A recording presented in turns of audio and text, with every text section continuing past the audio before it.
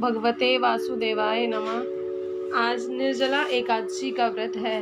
भगवान लक्ष्मी नारायण आप और हम सबका व्रत सफल करें। इसकी कथा इस प्रकार है। युधिष्ठिर ने कहा, जनार्दन, अपरा का सारा महात्मा मैंने सुन लिया। अब ज्येष्ठ के शुक्ल पक्ष में जो एकादशी हो उसका वर्णन कीजिए। भगवान श्री कृष्ण बोले, राजन, इसका वर्णन परम धर्मात्मा सत्यवती नंदन व्यास जी करेंगे, क्योंकि ये संपूर्ण शास्त्रों के तत्वज्ञ और वेद वेदांगों के पारंगत विद्वान हैं। तब वेद व्यास जी कहने लगे, दोनों ही पक्षों की एकादशियों को भोजन न करें। द्वादशी को स्नान आदि से पवित्र हो फूलों से भगवान केशव की पूजा करके नित्य कर्म समाप्त होने के पश्चात पहले ब्राह्मणों को भोजन देकर अंत में स्वयं भोजन करें। राजन, जनान शौच और मरणा शौच में भी एकादशी को भोजन नहीं करना चाहिए। यह सुनकर भीमसेन बोले, परम बुद्धिमान पितामह, मेरी बात सुनिए। राजा युधिष्ठिर, माता कुंती, द्रौपदी, अर्जुन, नकुल और सहदेव ये एकादशी को कभी भोजन नहीं करते तथा मुझसे ही हमेशा कहते हैं कि भीमसेन, तुम भी एकादशी को भोजन ना खाया करो। किंतु मैं इन लोगों से यही कह दिया करता हूँ कि मुझे भूख सहन नहीं होगी। भीमसेन की बात सुनकर व्यास जी ने कहा, यदि तुम्हें सर्वलोक की प्राप्ति अभिष्ट है और नरक को दूषित समझते हो तो दोनों पक्षों की एकादशी को भोजन ना करना। भीमसेन बोले, महाबुद्धिमान पितामह, मैं आपके सामने सच्ची बात कहता हूँ, एक बार भोजन करके भी मुझसे व्रत नहीं किया जा सकता, फिर उपवास करके तो मैं रह ही कैसे सकता हूँ। मेरे उदर में व्रक नामक अग्नि सदा प्रज्वलित रहती है, अतः जब मैं बहुत अधिक खाता हूँ तभी वह शांत होती है। इसलिए महामुने, मैं वर्ष भर में केवल एक ही बार उपवास कर सकता हूँ, जिससे स्वर्ग की प्राप्ति सुलभ हो तथा जिसके करने से मैं कल्याण का भागी हो सकूं, ऐसा कोई व्रत निश्चय करके बतला दीजिए, मैं उसका यथोचित रूप से पालन करूंगा। व्यास जी ने कहा, भीम, ज्येष्ठ मास में सूर्य वृष राशि पर हो या मिथुन राशि पर शुक्ल पक्ष में जो एकादशी हो उसका यत्न पूर्वक निर्जल व्रत करो। केवल कुल्ला या आचमन करने के लिए मुख में जल डाल सकते हो, उसको छोड़कर और किसी प्रकार का जल विद्वान पुरुष मुख में ना डालें, अन्यथा व्रत भंग हो जाता है। एकादशी को सूर्योदय से लेकर दूसरे दिन के सूर्योदय तक मनुष्य जल का त्याग करे तो यह व्रत पूर्ण होता है। तदंतर द्वादशी को निर्मल प्रभात काल में स्नान करके ब्राह्मणों को विधि पूर्वक जल और स्वर्ण का दान करे। इस प्रकार जब कार्य पूरा हो जाए, जितेंद्रिय पुरुष ब्राह्मणों के साथ भोजन करें। वर्ष भर में जितनी एकादशियां होती हैं उन सब का फल निर्जला एकादशी के सेवन करने से मनुष्य प्राप्त कर लेता है, इसमें तनिक भी संदेह नहीं है। शंख, चक्र और गदा धारण करने वाले भगवान केशव ने मुझसे कहा था कि यदि मानव सबको छोड़कर एकमात्र मेरी शरण आ जाए तो एकादशी को निराहार रहे तो वह सब पापों से छूट जाता है।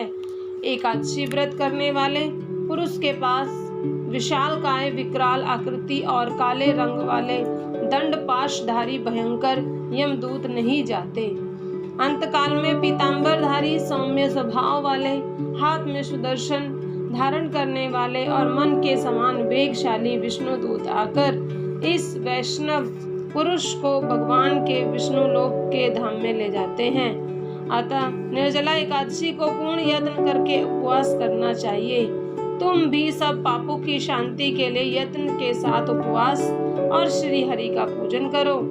स्त्री हो या पुरुष, यदि उसने मेरु पर्वत के बराबर भी महान पाप किया हो तो वह सब एकादशी के प्रभाव से भस्म हो जाता है। जो मनुष्य उस दिन जल के नियम का पालन करता है वह पुण्य का भागी होता है। उसे एक एक पहर में कोटि कोटि स्वर्ण मुद्रा दान करने का फल प्राप्त होता है, ऐसा सुना गया है। मनुष्य निर्जला एकादशी के दिन स्नान, दान, जप, होम आदि जो कुछ भी करता है वह सब अक्षय होता है। यह भगवान श्री कृष्ण का कथन है। निर्जला एकादशी को विधि पूर्वक उत्तम रीति से उपवास करके मानव वैष्णव पद को प्राप्त कर लेता है। जो मनुष्य एकादशी के दिन अन्न खाता है वह पाप भोजन करता है। इस लोक में वह चंडाल के समान है और मरने पर दुर्गति को प्राप्त होता है। जो ज्येष्ठ के शुक्ल पक्ष में एकादशी को उपवास करके दान देंगे वे परम पद को प्राप्त होंगे। जिन्होंने एकादशी को उपवास किया है वे ब्रह्म हत्यारे, शराबी, चोर और गुरुद्रोही होने पर भी सब पातकों से मुक्त हो जाते हैं। कुंती नंदन, निर्जला एकादशी के दिन श्रद्धालु स्त्री पुरुषों के लिए जो विशेष दान और कर्तव्य निहित है उसे सुनो। उस दिन जल में शयन करने वाले भगवान विष्णु का पूजन जलमयी धेनु का दान करना चाहिए अथवा प्रत्यक्ष धेनु या घृतमयी धेनु का दान उचित है। पर्याप्त दक्षिणा और भांति भांति के मिष्ठानों द्वारा यत्न पूर्वक ब्राह्मणों को संतुष्ट करना चाहिए।